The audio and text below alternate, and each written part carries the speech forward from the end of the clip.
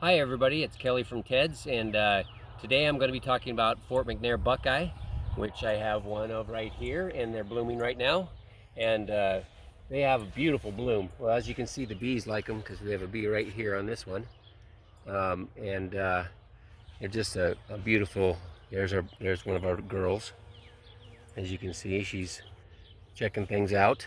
Um, the Fort McNair Buckeye gets roughly 35 feet tall, and it actually is a pretty good shade tree. Very nice tree to have in for an ornamental as well, so they can be a shade and ornamental just because of the blooms on them.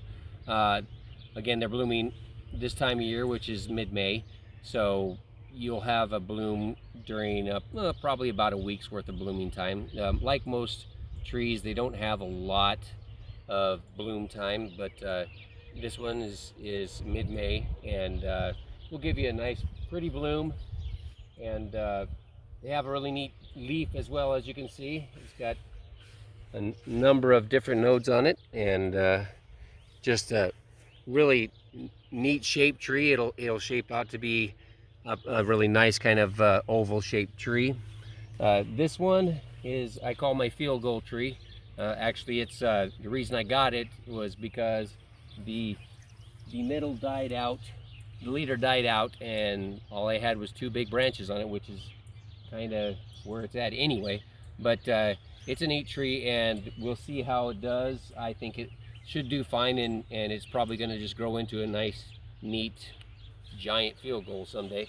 The tree doesn't have, it's not a tremendous fall color tree. It's kind of a yellow, but it's not bad. And again, it doesn't have a whole lot of issues pest wise.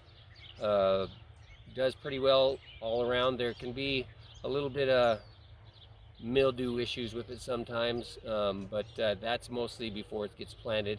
Once it's in the ground, it's not nearly as problematic that way. So love this tree. It's a good tree.